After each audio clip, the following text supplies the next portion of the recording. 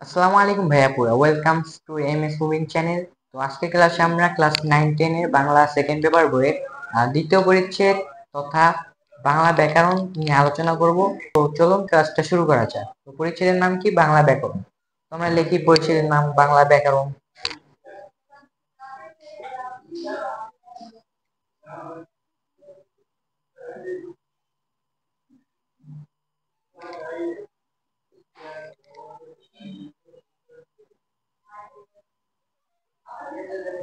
তো ব্যাকরণ মানে কি? ব্যাকরণ মানে হচ্ছে গ্রামার। তো গ্রামার মানে কি?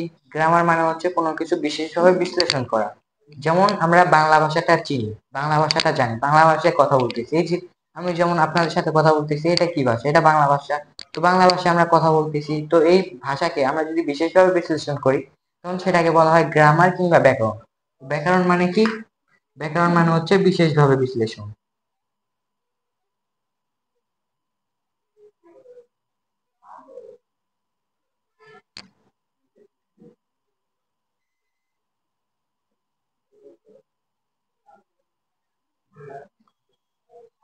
এটা আমরা জানলাম যে বাংলা ব্যাকরণ, ব্যাকরণ মানে হচ্ছে বিশেষভাবে বিশ্লেষণ করা। তো এখন আমাদের জানতে হবে যে বাংলা ভাষা বা বাংলা ভাষার মেইন জিনিসটা কি বা মেইন আলোচনাটা কি। তো বাংলা ভাষার মেইন আলোচনাটা হচ্ছে ভাষার স্বতন্ত্র প্রকৃতি নিয়ে। ভাষার স্বতন্ত্র প্রকৃতি নিয়ে।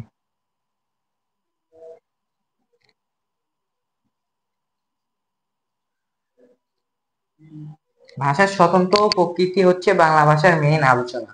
তো এটুকু জানলাম।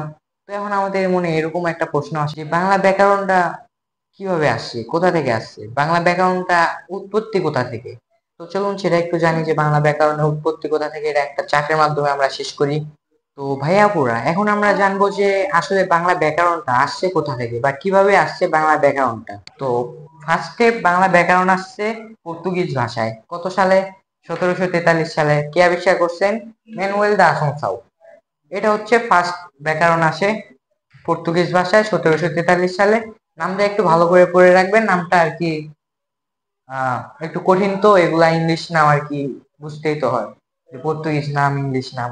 নামটা কি? ম্যানুয়েল দা আসুনসাও। এটা দুই একবার পড়লেই আপনার মুখস্থ হয়ে যাবে। কি নাম?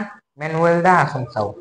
তো তারপরে ব্যাকরণ আসছে হচ্ছে ইংরেজি ভাষায়। কি ভাষায় আসছে? ইংলিশ ভাষায়। ইংলিশ ভাষায় কত সালে আসছে? 1778 সালে। কে আবিষ্কার করছে? Nathaniel Brassey Halhed. কি নাম? Nathaniel Brassey Halhed. তো এটা, এই গ্রামারের নামটা কি? তো এই গ্রামারের নাম হচ্ছে এই grammar of the Bengal language. তো এই নামে হচ্ছে 1778 সালে নাথানিয়েল ব্রাসি হ্যালহেড ইংরেজি ভাষায় বাংলা ব্যাকরণ আবিষ্কার করেন। তো ইংরেজি ভাষায় বাংলা ব্যাকরণ একটা আর কি লেখেন।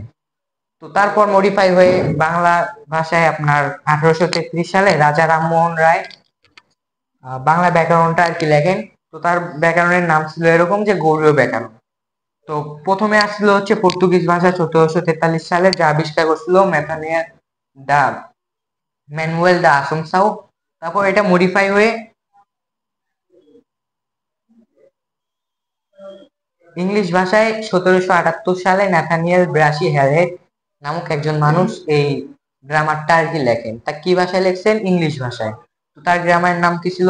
এ grammar of the Bengal language. তারপর এটা মডিফাই হয়েছে।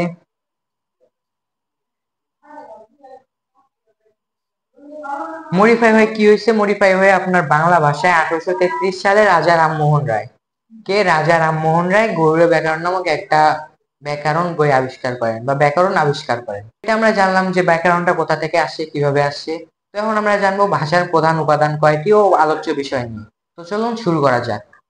তো ভাইয়াপুরা এখন আমরা বাংলা ব্যাকরণের আলোচ্য বিষয় নিয়ে আলোচনা করব ও ভাষার প্রধান উপাদান নিয়ে আলোচনা করব। ভাষার প্রধান উপাদান কয়টি? ভাষার প্রধান উপাদান হচ্ছে চারটি। কি কি? ধ্বনি, শব্দ, বাক্য এবং ভাষা। কি কি? ধ্বনি, শব্দ, বাক্য ও ভাষা। তো ধ্বনি কি সেটা আগে আমাদের জানতে হবে। যেমন আমরা ছোটবেলায় বর্ণ পড়ছিলাম না? বর্ণ কি? স্বর, স্বরেয়া, হ্রস্ব এই দীর্ঘ, হ্রস্ব দীর্ঘ ইত্যাদি, এগুলোকে বলা হয় হচ্ছে বর্ণ। তো বর্ণ যখন আমরা লিখি তখন সেটাকে বলা হয় হচ্ছে বর্ণ। তো স্বর, স্বরে, হ্রস্ব দীর্ঘ, হ্রস্ব দীর্ঘ এগুলো যখন আমরা লিখি তখন এগুলোকে বলা হয় হচ্ছে বর্ণ। এবং স্বর, স্বরে, হ্রস্ব দীর্ঘ, হ্রস্ব দীর্ঘ এগুলোকে যখন আমরা মুখ দিয়ে বলি তখন সেটাকে বলা হয় ধ্বনি। তো ধ্বনি ও বর্ণ একই জিনিসই, যখন আমরা লিখি সেটাকে বলা হয় বর্ণ এবং যখন আমরা বলি তখন সেটাকে বলা হয় হচ্ছে ধ্বনি। তো এটা একটু নোট করে রাখেন। কি নোট করে রাখবেন? যে ধ্বনি ইকুয়ালস টু বর্ণ।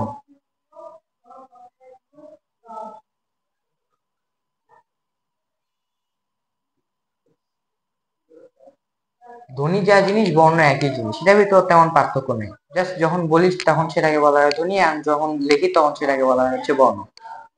তো আলোচ্য বিষয় কি? আলোচ্য বিষয় হচ্ছে আপনার চারটি। কি কি? ধ্বনিতত্ত্ব, রূপতত্ত্ব, বাক্যতত্ত্ব ও অর্থতত্ত্ব। ধ্বনিতত্ত্ব নিয়ে একটু আলোচনা করি। ধ্বনিতত্ত্ব কি? ধ্বনিতত্ত্ব তো বুঝলেনই। ধ্বনি মানে কি? বর্ণ।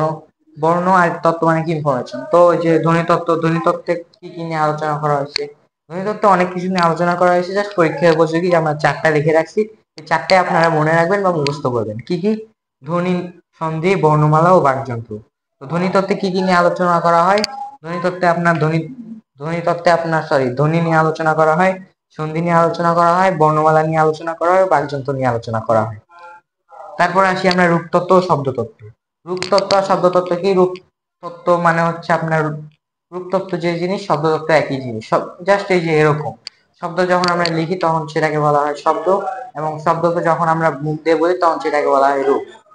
তো শব্দ ও রূপ একই জিনিসই। তো শব্দতত্ত্ব ও রূপতত্ত্ব কি কি নিয়ে আলোচনা করা হয়? প্রথমে লিখে রাখছি পিওএস।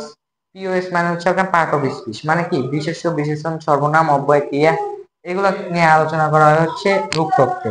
তো পার্ট অফ স্পিচ নিয়ে আলোচনা করা হয়, প্রত্যয় নিয়ে আলোচনা করা হয়, সমাস নিয়ে আলোচনা করা হয়, ও শব্দ গঠন নিয়ে আলোচনা করা হয়। কোন জায়গায়? সেটা হচ্ছে শব্দতত্ত্ব বা রূপতত্ত্বে। তো রূপতত্ত্ব ও শব্দতত্ত্ব একই জিনিস। তারপর কি আছে? তারপর হচ্ছে বাক্যতত্ত্ব। বাক্যতত্ত্বে কি কি নিয়ে আলোচনা করা হয়? বাক্যতত্ত্বে আলোচনা করা হয় বাচ্য, উক্তি, কারক ও জ্যোতিচিহ্ন। বাচ্য কি? বাচ্য হচ্ছে আমরা ওই যে ইংলিশে ভয়েস চেঞ্জ করছি না, ভয়েস চেঞ্জ কে বলা হয় হচ্ছে বাচ্য। উক্তি কি? ন্যারেশন। কারক, জ্যোতিচিহ্ন এগুলো আমরা পরে পড়বো। তো অর্থতত্ত্বে কি কি নিয়ে আলোচনা করা হয়? অর্থতত্ত্বে আলোচনা করা হয় হচ্ছে বিপরীত শব্দ নিয়ে, প্রতিশব্দ নিয়ে, শব্দজন নিয়ে, আর বাগধারা নিয়ে। এই যে আমাদের যে বইয়ের শেষে লাইনে যে কতগুলো ওয়ার্ড মুখস্থ করা লাগে, যে এটা বাগধারা, এটা শব্দজোড়, প্রতিশব্দ, এগুলো একটা মুখস্থ করা লাগে না? এগুলাই আলোচনা করা হচ্ছে অর্থতত্ত্ব বা বাগত্ব তত্ত্ব নিয়ে। অর্থতত্ত্ব, বাগত্ব তত্ত্ব একই জিনিস, এর ভিতর তেমন পার্থক্য নেই। তো ভাইয়া, বাংলা ব্যাকরণের ক্লাস আজকে এইটুকুই। তো আপনাদের যে দ্বিতীয় পরিচ্ছেদ আছে, সেই দ্বিতীয় পরিচ্ছেদের ক্লাস আজকে এইটুকুই। তো ভালো লাগলে সাবস্ক্রাইব করবেন। তো আহ সবাই ভালো থাকবেন, সুস্থ থাকবেন। আসসালামু আলাইকুম।